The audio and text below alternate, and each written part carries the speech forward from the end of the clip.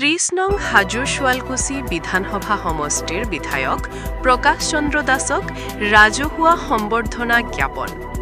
ভূমাৰবৰী ৰাইজৰ সহযোগত আজি ৰাজহুৱা সম্বৰ্ধনা জ্ঞাপন কৰে হাজো শুৱালকুছি বিধানসভা সমষ্টিৰ বিধায়ক প্ৰকাশ চন্দ্ৰ দাসক। বিধায়ক প্ৰকাশ চন্দ্ৰ দাসক ফুলাম গামোচা, চেলেং চাপি পিতলৰ শৰাইৰে বিপুলভাৱে ৰাজহুৱা সম্বৰ্ধনা জ্ঞাপন কৰা হয়। ভূমাৰবৰী ৰাজহুৱা খেলপথাৰত অনুষ্ঠিত ৰাজহুৱা সভাত অংশগ্ৰহণ কৰি বিধায়ক প্ৰকাশ চন্দ্ৰ দাসে কয়, নিজৰ জন্মগামৰ ভূমিত উপস্থিত হৈ নষ্টেলজিক অনুভৱ কৰিছো। চিনাকি গাঁৱৰ ল'ৰায়ে আজি অসমৰ বিধানসভাৰ মজিয়াললৈ ধাৱমান হৈছো। সকলোৰে সুখ দুখৰ সমভাগী হৈ উন্নয়নৰ হকে কাম কৰি যাবই লাগিব। সম্বৰ্ধনা অনুষ্ঠানত ভূমাৰবৰী গাঁও উন্নয়ন সমিতি, পুৱাপাৰ চুপা, বাৰগোপাল থান সমিতি, অঞ্চলৰ বিভিন্ন আত্মসহায়কে ধৰি বিভিন্ন অনুষ্ঠানে বিপুলভাৱে সম্বৰ্ধনা জ্ঞাপন কৰে। আনহাতে হৈনাদী মাছুৱাটোলা গাঁও উন্নয়ন সমিতিৰ তৰফৰ পৰা অনুষ্ঠিত ৰাজহুৱা সভাতো বৃহত্তৰ দিহিনা অঞ্চলৰ বিভিন্ন অনুষ্ঠান প্ৰতিষ্ঠানে নৱনিৰ্বাচিত বিধায়ক প্ৰকাশ চন্দ্ৰ দাসক বিপুলভাৱে সম্বৰ্ধনা জ্ঞাপন কৰে। হাজোৰ পৰা কমলাকান্ত দাসৰ ৰিপৰ্ট, বটদ্ৰৱা লাইভ। মোৰ জন্ম ঠাই এই দিহিনা মাছুৱাটোলা গাঁও, হাজো সমষ্টিৰ পুৰণি অংশ আৰু হাজো ৰাজচক্ৰৰ অন্তৰ্গত।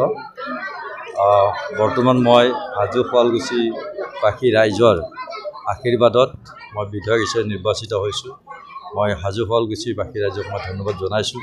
আৰু যিহেতু মোৰ জন্ম ঠাই মানুহে মোক মৰম দিয়াত মই অতিকৈ সৌভাগ্যৱান বুলি ভাবিছোঁ, কাৰণ এই ঠাইতে মোৰ জন্ম হৈছে আৰু এটি পিছপৰা ঠাই, অনুসূচিত জাতি বসতি প্ৰধান গাঁও এই দিহিনা মাছুৱাটোলা গাঁও।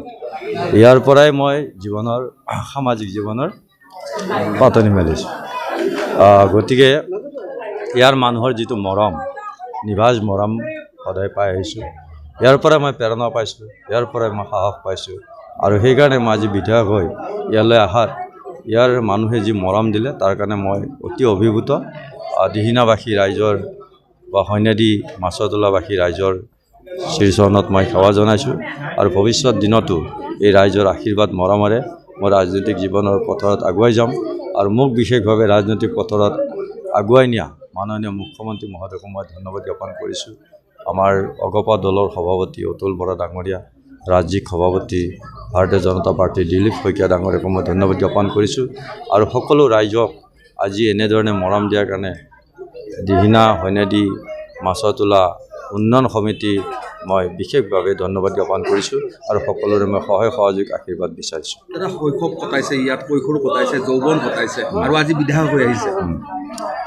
মই ইয়াত জন্ম যিহেতু মোৰ ইয়াত, আমাৰ অতি পিছপৰা অতি দৰিদ্ৰ এটা অঞ্চল।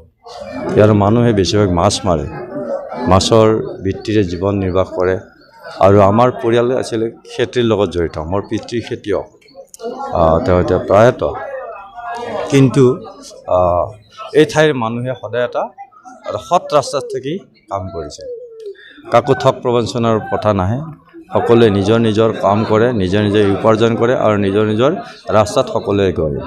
মই এই গাঁৱত ডাঙৰ হৈছোঁ। এই গাঁৱৰ যিটো পৰিৱেশ সেইটোৱে মোক সদায় আকৰ্ষিত কৰিছে, যে সামাজিক হ'ব লাগে, সামাজিক হৈ নিজৰ অঞ্চলটোক উন্নয়নত আগুৱাই নিব লাগে। মই ছাত্ৰ সন্থাৰ জৰিয়তে এই অঞ্চলত মই সেৱা কৰিছিলোঁ।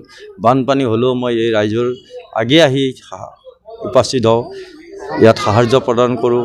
ৰাস্তাত যেতিয়া গাড়ী চলিব পৰা অৱস্থাত নাছিল, তেতিয়া ছাত্ৰ সন্থাৰ জৰিয়তে মই শ্ৰমদান কৰিছিলোঁ।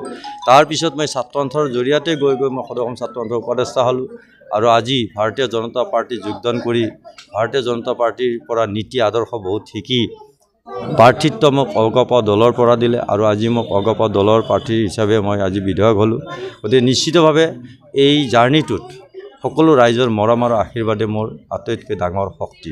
আৰু আমি অতি সাধাৰণ ঘৰৰ ল'ৰা, কিন্তু মাননীয় মুখ্যমন্ত্ৰী ডাঙৰীয়া তথা অসম গণ পৰিষদ দলৰ সভাপতি তথা ৰাজ্যিক সভাপতি দিলীপ শইকীয়া ডাঙৰীয়াই আমাৰ নিচিনা সাধাৰণ পৰিয়ালৰ ল'ৰাক প্ৰাৰ্থিত্ব প্ৰদান কৰি বিধায়ক হিচাপে যি ধৰণে আগুৱাই নিলে, মই ভাবোঁ জীৱনত এইসকল ব্যক্তি সদায় মোৰ চিৰস্মৰণীয় হৈ ৰ'ব। দাদা সমষ্টিবাসীৰ আশা প্ৰত্যাশা আছে, আপোনাৰ নিজ জন্মগড় লোকৰ আশা প্ৰত্যাশা আছে, কেনেকৈ আগুৱাই যাব? মই মাননীয় মুখ্যমন্ত্ৰী মহোদয়, যিহেতু আমাৰ হাজো শুৱালকুছি সমষ্টিৰ বিধায়ক, অসমৰ মুখ্যমন্ত্ৰী, তেখেতৰ দিহা পৰামৰ্শ আৰু সহযোগেৰে ৰাইজৰ যিখিনি সমস্যা সেইখিনি সমাধান কৰিব পৰা যাব।